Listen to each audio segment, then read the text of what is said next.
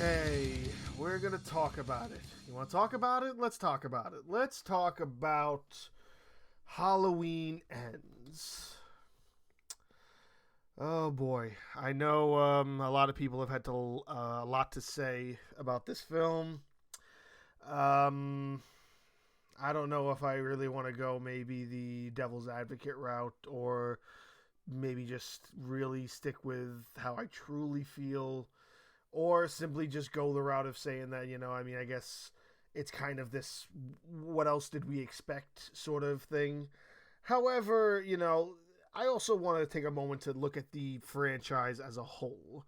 Now, I'm not going to sit here and say that Halloween is one of my favorite franchises. I know the first two very well. I know the Rob Zombie remakes. I'm a big fan of H2O. And my wife is one of the very few people that loves Halloween 3 Season of the Witch, which has absolutely nothing to do with Michael Myers whatsoever. And that's kind of where my knowledge kind of stops. I don't know much about 4, 5, and 6, nor do I know much about Resurrections. I've seen them, but it's not movies that I drive myself towards. I usually drive towards Freddy Krueger movies or Jason movies. I'm more kind of in that realm. Not saying I don't appreciate Halloween, but it's not 100% something that I'm that knowledgeable in. So I can't really talk about a huge chunk of the middle. What I can say is that when they did plan on doing these films, you can get from the first one, the one that came out in 2018, that what they were doing was they were basically saying that this is really Halloween 3, meaning that it takes place 40 years after the events of Halloween 2. So they were ignoring basically everything that happened in 4, 5, 6, H2O, and Resurrection. Ignoring all of it and just going off of the fact that Halloween and Halloween 2 happened on the same night. This is 40, 50 years after that night, and here's what's happening now. So, while doing that with Halloween and Halloween Kills, which I had not done an entry about, but, like I did with a previous franchise, a couple entries before this, I'm just kind of going to wrap everything up in this nice little bow with Halloween Ends. So, talking about Halloween and Halloween Kills, those two movies back to back are pretty solid when it comes to what they're trying to portray. And they're trying to portray this really deeper storytelling of the franchise. When you want to consider that if they're going off of Halloween 1, Halloween 2, then this new Halloween would technically be Halloween 3, and then when Halloween Kills is Halloween 4, and it's following all the same characters, and it gets all of them involved. It also has a lot of these ploys where it's making fun of previous films, which I thought was really, really funny. When he murders the 3 kids in the park and they're all wearing the witch, the pumpkin, and the skull masks from Season of the Witch. Yeah, there's tons of that littered throughout the first 2 films, and it's hilarious every time I watch it. So, coming off of those two being pretty good as far as being like a triumph to and a tribute to as well what Halloween kind of has become and what Halloween has grown into, it's weird to think about where they decided to take it with Halloween Ends. I don't really understand what the purpose of this film was if you weren't going to make a solid attempt at sort of telling the story that people really wanted. It's almost like they put a lot of fodder material in there to make it a longer movie that really didn't need to be there. Like the whole storyline with, and again, I really struggle with whether or not to play devil's advocate for this movie or whether or not to really bash on it. I'm going to try to do a healthy medium. So it's really tough to sit there and say that what they decided to do with this new kid who is trying to be the new Michael Myers, the kid, what's his name in the film? Corey. What they're trying to do with him just doesn't seem to fit. But then, like, when you think about Michael Myers, I guess, as a whole in the universe of Halloween, a friend of mine explained this to me years ago. There's certain rules that fall into place when it comes to movies that are in the horror genre. It has to live in some realm of where it's like if it's something like Hostel, it lives in a realm where people get away with this every day. If it exists in a world like Hellraiser, that means the concept of the supernatural exists. If it exists in a world like Paranormal Activity, that means not only do the supernatural exist, but they're only on an apparition type basis. Now you have something like what Halloween brings to the table, being what Michael Myers is essentially, and there is a supernatural aspect to it, but it's about what this power he sort of has in and what this drive he has to murder. And one of the things that was never fully explained, I don't believe, but what everybody knows about when it comes to the Michael Myers character, there really is no rhyme or reason for what Michael is doing.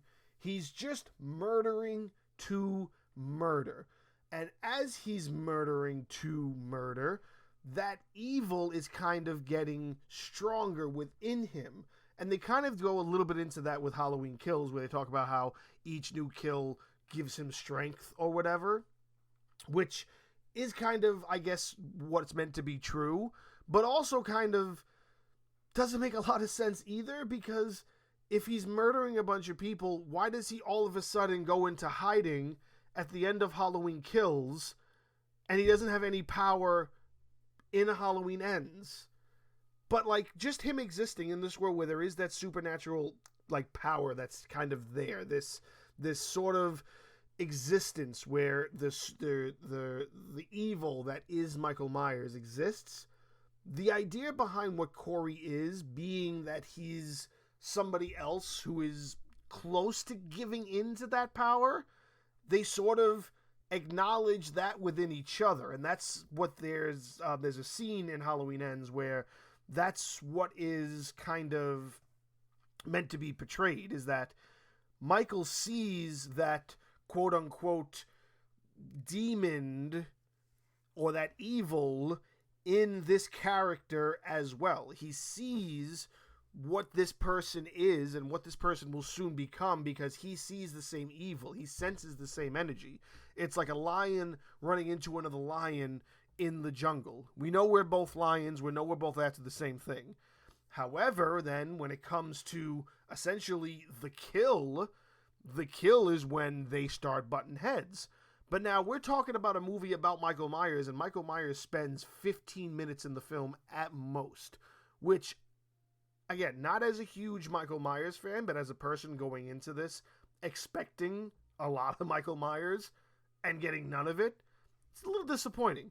And there's a lot of character development that I just really didn't appreciate. Like, everything they did with the granddaughter was just really, really stupid. Like, how are you going to make her fall in love with this dude just because he was like this outsider or something? Like, it just, every bit of that story just didn't make any sense. It was not really necessary, but maybe I guess they needed it because then it makes sense to what his connection is to the Strode family, I guess. But like, nothing else. You couldn't think of anything else to do when it came to trying to really tell this story, or to tell the story that fans wanted when it came to Halloween Ends. Like, there's a petition going around. People are trying to get like 1 million signatures or 100,000 signatures or something to get the film completely redone. That is like unprecedented. I was one of the first people to sign the petition for release the Snyder Cut. I was one of the first couple hundred people. I definitely was one of the first people to sign that petition before it got into 4 digits. I can tell you that much. I knew that the Snyder Cut existed. It wasn't a brand new film. It was just a film that had to be finished. I didn't necessarily care about what they did with the Sonic character, but the internet got crazy enough that they bullied the entire studio to redo the Sonic character, and they did. You know, they won that battle, so Sonic was completely overhauled.